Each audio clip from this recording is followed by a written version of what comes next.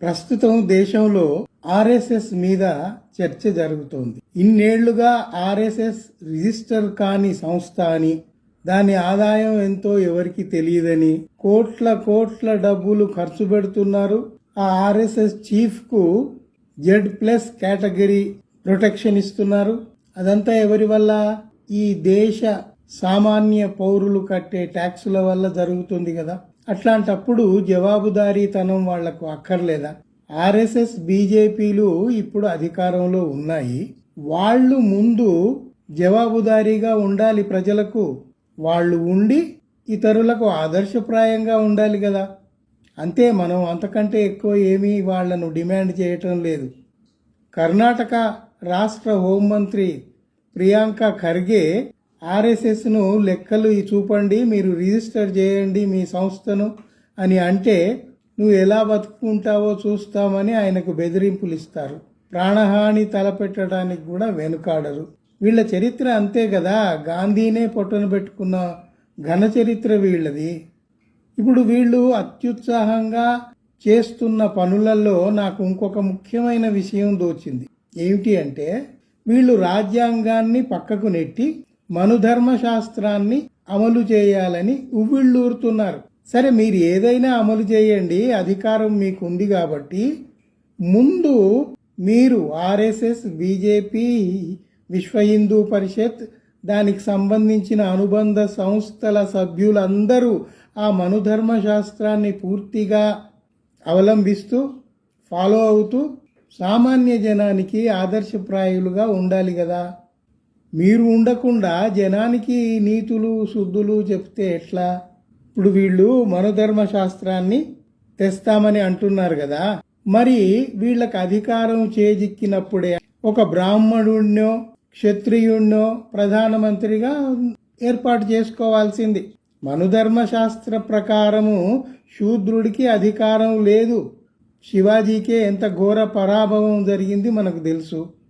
అట్లాంటప్పుడు మీరు మనుధర్మ శాస్త్రం అన్నప్పుడు మరి అగ్రవర్ణంలో ఉన్న మీ ప్రకారమే, మోడీ బ్రాహ్మణుడు కాదు, క్షత్రియుడు కాదు, ఒక శూద్రుణ్ణి ప్రధానిగా పెట్టి ఎందుకు ఆటలాడుతున్నారు? ముందు అది సరి చేసుకోవాల్సింది కదా. ఆర్ఎస్ఎస్, బీజేపీ, విశ్వ హిందూ పరిషత్ లాంటి అనుబంధ సంస్థల సభ్యుల ఇళ్లల్లో భర్తలు చనిపోయిన ఆడవాళ్లు ఉండి ఉంటారు కదా. మరి వాళ్లను ఇంతకాలం ఎందుకు ఉంచారు? మనుధర్మ శాస్త్ర ప్రకారం ఏం చేయాలి? సతీ సహగమనం చేయాలి. వాళ్ళ భర్తల చితుల మీదనే వాళ్లను పంపించేయాలి. మరి ఎందుకు పంపించలేదు? మనుధర్మ శాస్త్రం మీరు చెప్పే దాన్ని బట్టే ఇక్కడ ప్రశ్నలు వస్తున్నాయి. అది కాకుండా ఈ ఆర్ఎస్ఎస్, బీజేపీ, విశ్వ హిందూ పరిషత్తుకు సంబంధించిన ఇతర అనుబంధ సంస్థలలో ఉన్న సభ్యులు చాలామంది తమ కూతుళ్లకు ముస్లింలను అల్లుళ్ళుగా తెచ్చుకున్నారండి.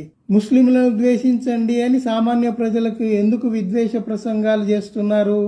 ఇది తప్పు కదా. మీరు పాటించి మాకు ఆదర్శప్రాయంగా ఉండండి అని అంటున్నాను. అంతకంటే నేను ఏమీ విమర్శించటం లేదు.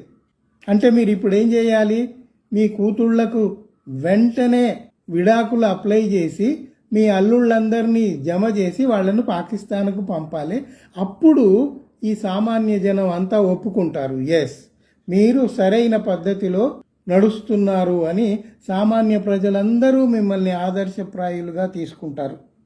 ఇంకొక విషయం చూడండి, మన విదేశాంగ శాఖ మంత్రి జయశంకర్ అని ఉన్నాడు. ఆయన ఈ దేశపు మహిళను పెళ్లి చేసుకోకుండా ఒక జపాన్ మహిళను ఎందుకు పెళ్లి చేసుకున్నాడు? వర్ణ సంకరం కదా, పెద్ద అపచారం కదా. మరి అట్లాంటి పనులు వాళ్ళు చేయొచ్చా? అంటే అధికారంలో ఉన్న వాళ్ళు వాళ్ళ ఇష్టం ఉన్నట్టు వాళ్ళు చేయొచ్చు. అధికారం లేక సామాన్యంగా బతుకుతున్న సామాన్యులకు మాత్రం మీరు నిబంధనలు విధిస్తారు, బెదిరిస్తారు. ఇది ఎక్కడి న్యాయం? ముందు మీరు ఆచరించండి, దానివల్ల సామాన్య ప్రజలు నేర్చుకుంటారు. ఇంకొక విషయం చూడండి, మీ బీజేపీ, ఆర్ఎస్ఎస్, విశ్వ హిందూ పరిషత్ లాంటి అనుబంధ సంస్థలలో ఉన్న సభ్యులు వాళ్ళ పిల్లల్ని ఎక్కడ చదివించాలి? సరస్వతి శిశు మందిర్లలో చదివించాలి.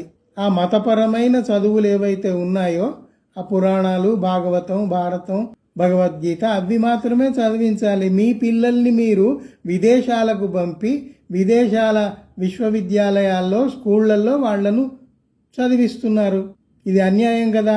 మీరు ఆచరించి చూపండి అని మేము అంటున్నాం. మీరు ఆచరిస్తే చూద్దామని ఈ దేశ ప్రజలు ఎదురు చూస్తున్నారు.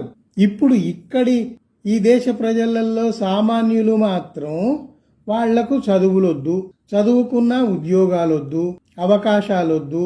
ఉద్యోగాలు లేవు అని అంటే దేశ ప్రధాని చెప్తాడు మీరు పకోడాలు చేసి అమ్ముకోండి అని ఉచిత సలహా పారేస్తాడు. ఆ పని మీరే చేయొచ్చు కదా. మీ కుటుంబ సభ్యులతో ఆ పని చేయించవచ్చు కదా.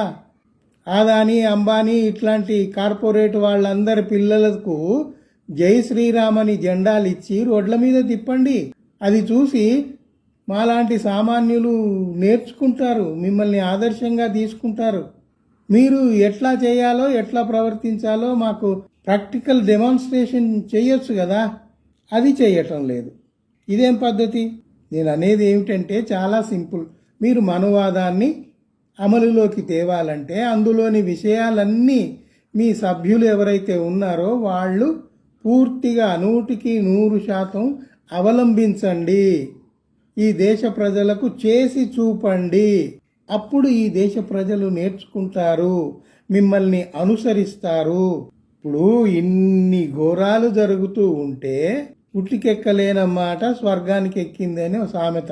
ఎందుకు పనికిరాని ఒక విషయాన్ని తీసుకొని నేను నెహ్రూ రికార్డును బ్రేక్ చేశాను అని సంకలు గుద్దుకొని తిరగటం గొప్ప పనా? నెహ్రూ ఏం చేశాడు ఈ దేశానికి? Is the builder of the country. ఆయన ప్రజాస్వామ్యాన్ని బతికించబట్టే ఇట్లాంటి చదువురాని వాళ్ళంతా మూకంతా కుట్రలు చేసి కుతంత్రాలు చేసి అధికారం చేజిక్కించుకున్నారు. ఆ ఓటు చోరీ గురించి అందరూ మాట్లాడుతున్నారు దేశ ప్రజలు. దానికి జవాబు చెప్పండి.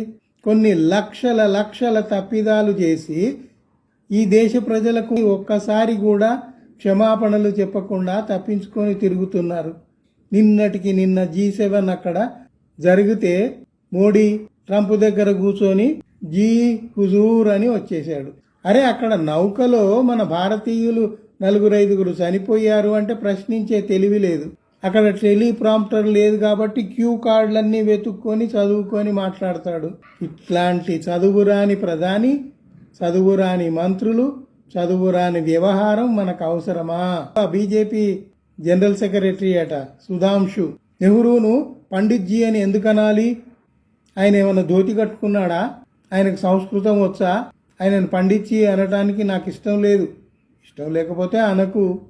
పండిట్జీ ముందు నువ్వెంత అసలు ఇన్సిగ్నిఫికెంట్ పీపుల్, ఇన్సిగ్నిఫికెంట్ గవర్నమెంట్స్.